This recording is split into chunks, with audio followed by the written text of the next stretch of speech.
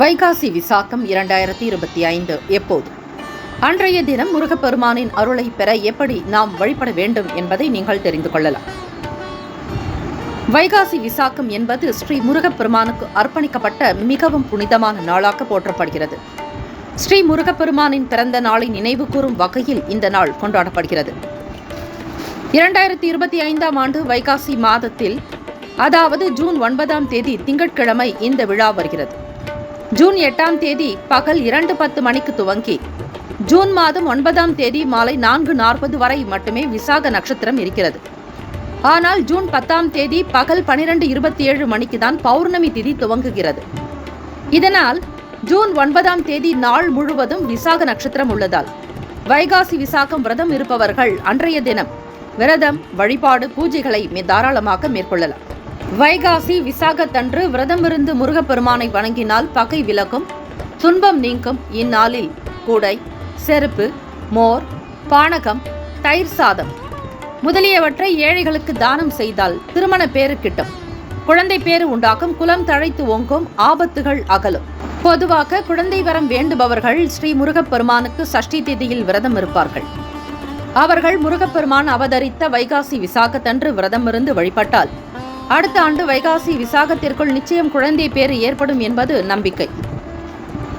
வைகாசி விசாகம் நாளில் விரதம் இருப்பவர்கள் அன்றைய தினம் நாள் முழுவதும் விரதம் இருக்க வேண்டும்.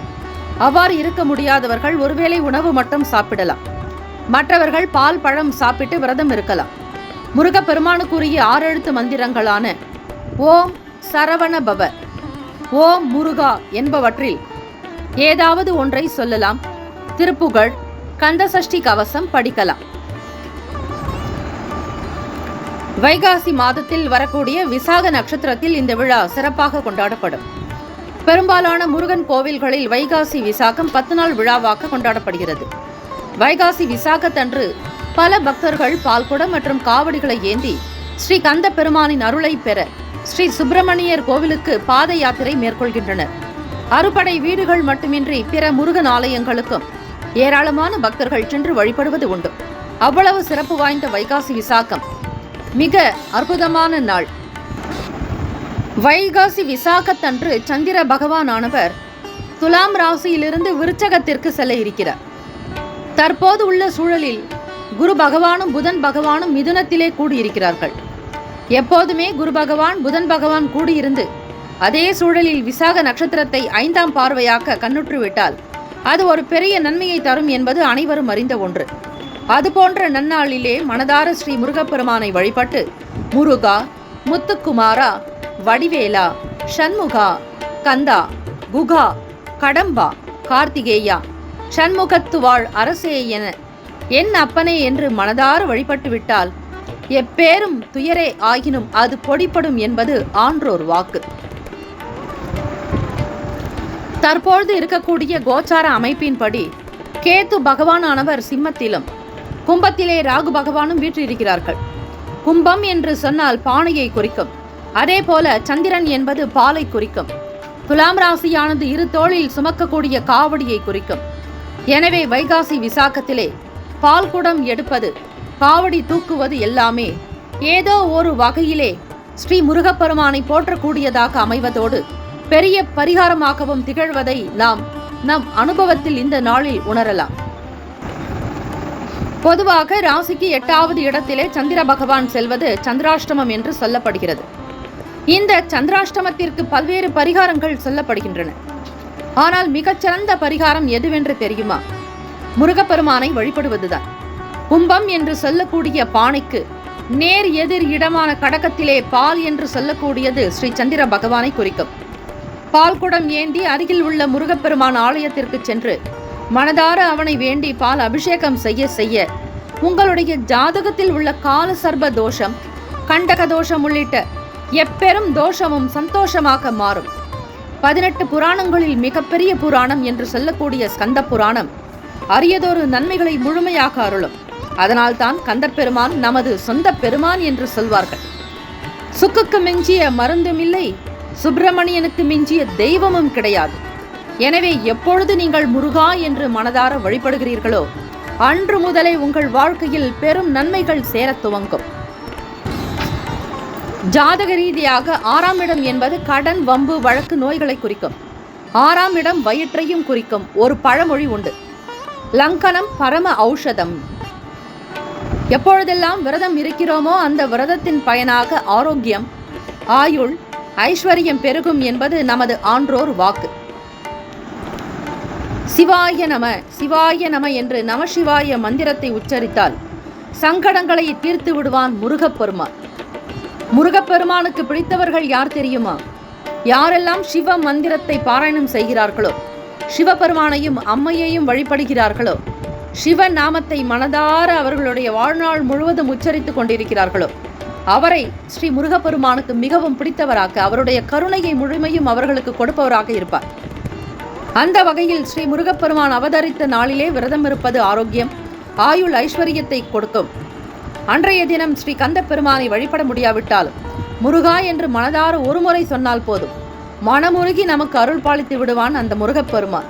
வைகாசி விசாகத்தன்று அறிந்தோ அறியாமலோ சிவாய நம சிவாய நம என்று நமசிவாய மந்திரத்தை நாவிலே ஏற்றி உரு அதிகமாக சொல்லி இறைவனுடைய கரத்தை, பாதத்தை பற்றி கொண்டால், சரணாகதி அடைந்து விட்டால் சிவசங்கரன் நம் சங்கடங்களை தீர்த்து விடுவான். முக்தி, மோட்சம் போன்றவையும் மனிதனுக்கு கிடைத்துவிடும். அதே போன்று வைகாசி விசாகத்தன்று நமசிவாய மந்திரத்தை ஜபித்து வந்தால் கட்டாயம் பொருளாதாரத்திலே பெரும் பாக்கியம் கிடைக்கும், மேன்மைகள் உண்டாகும், அஷ்ட ஐஸ்வர்ய சம்பத்துகள் சித்திக்கும். கோவிலுக்கு செல்ல முடியாவிட்டாலும் வீட்டிலேயே ஸ்கந்தனை மனதார வழிபடலாம். தந்தைக்கு உபதேசம் செய்து குருவாக உயர்ந்து இரண்டும் கலந்த திருவுருவாக விளங்கக்கூடிய ஆறுமுகன் நமக்கு எப்போதும் ஆறுதலை தருவான். 12 கரங்களால் நம்மை காத்து கரை தேற்றி விடுவான்.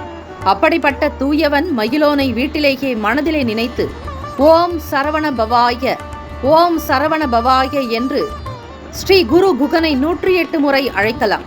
உரு ஏற திரு ஏறும்.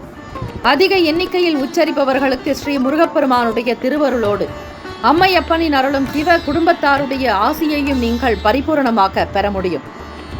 சொல்ல சொல்ல இனிக்குதையா முருகா என்ற பாடலுக்கு ஏற்ப முருகன் என்பவன் நம்மை தடுத்தாட்கொள்பவன். அவனின் கந்த புராணத்தை படிக்கும்போது நமக்கு கிடைக்கும் செய்தி என்ன தெரியுமா? தாரகாசூரன், சூரபத்மன், சிங்கமுகன் போன்றோர் தன்னை எதிர்த்த போதும் சூரபத்மனை வதைத்து தன் வாகனமாக்கிக் கொண்டார், சேவற்கொடி ஆக்கிக் கொண்டார். சிங்கமுகனையோ அன்னை பராசக்திக்கு வாகனமாக்கினார். அதே போல தாரகாசூரனை அய்யனாருக்கு வாகனமாக்கினார். எந்த நிலையிலும் முருகன் தன்னை எதிர்த்தவர்களுக்கு கூட தீங்கு இழைத்தது கிடையாது. ஏதோ ஒரு வகையில் அவர்களை காப்பாற்றி கரை தேற்றி வாழ்க்கையிலே வளம் பெற செய்திருக்கிறார், நலமும் பெற செய்திருக்கிறார். அதனால்தான் அருணகிரிநாதர் சுவாமிகள், பாம்பன் சுவாமிகள் போன்ற மகான்களை நினைக்கும் போதே அவர்களுடைய பக்தி நிலையினாலே நமக்கு மனம் களிப்புற்று முருகா, முத்துக்குமரா என்று அழைக்க தொடங்கி விடுகின்றோம். முருகப்பெருமானை வணங்கும் போது அடியார்களையும் போற்றி வணங்க வேண்டும். எனவே வைகாசி விசாகத்தன்று கோவிலிலோ வீட்டிலோ அல்லது மனதிலோ முருகப்பெருமானை வழிபடும் போது அவனது அடியார்களையும் வழிபட வேண்டும். வைகாசி விசாகத்தன்று இந்த மந்திரத்தை மனதில் சொல்லலாம் அல்லது கேட்டும் நீங்கள் வழிபாடுதலை செய்யலாம். முருகனை போற்றி எழுதப்பட்ட கந்தசஷ்டி கவசத்தை உங்கள் உள்ளத்திலோ இல்லத்திலோ பாடலாம் அல்லது அதனை ஒலிக்க விட்டால் காதால் கேட்கலாம். இதை தாண்டி வைகாசி விசாகத்தன்று முக்கியமாக சொல்ல வேண்டிய மந்திரத்தை பார்க்கலாம். ஓம் முருகா, ஓம் முருகா, ஓம் முருகா.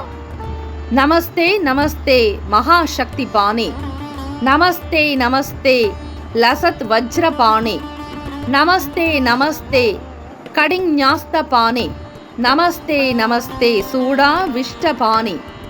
ஓம் முருகா, ஓம் முருகா, ஓம் முருகா என்று மந்திரத்தை வாயை திறந்து சப்தமாகவோ மனதிற்குள்ளோ சொல்லி முருகப்பெருமானை வணங்கலாம். குறிப்பாக வைகாசி விசாகத்தன்று என்னவெல்லாம் செய்யலாம், என்னவெல்லாம் செய்யக்கூடாது. வைகாசி விசாகத்தன்று விரதமிருந்து முருகப்பெருமானின் திருவுருவத்தை தரிசிக்கலாம். வீடுகளில் அல்லது கோவில்களில் முருகனுக்கு உரிய சிறப்பு பூஜைகள் செய்யலாம், அபிஷேக ஆராதனைகள் செய்யலாம். கந்த சஷ்டி கவசம், சுப்பிரமணிய புஜங்கம், சண்முக கவசம் போன்றவற்றை பாராயணம் செய்யலாம். முருகப்பெருமானை நினைத்து மனமுருக பிரார்த்திக்கலாம். முருகப்பெருமானுக்கு பிடித்த உணவுகளை சாப்பிடலாம். அதே போன்று வைகாசி விசாகம் என்பது ஒரு முக்கிய திருவிழா என்பதால் அன்றாட முக்கிய பணிகளை அன்றைய தினம் செய்யாமல் இருக்கக்கூடாது. அந்த நாள் பழைய உணவுகளை பயன்படுத்தக்கூடாது. விரதத்தின் போது கவனக்குறைவாக இருக்கக்கூடாது. பாவ செயல்களுக்கு இடம் கொடுக்கக்கூடாது.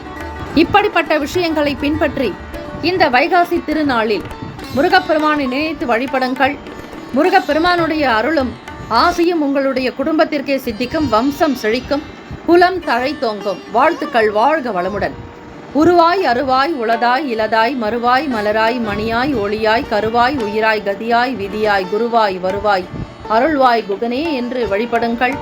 வேலுண்டு வினையில்லை, மயிலுண்டு பயமில்லை, ஆறுமுகம் அருளிடும் அணுதினம் ஏறுமுகம். வெற்றிவேல் முருகனுக்கு அரோகரா.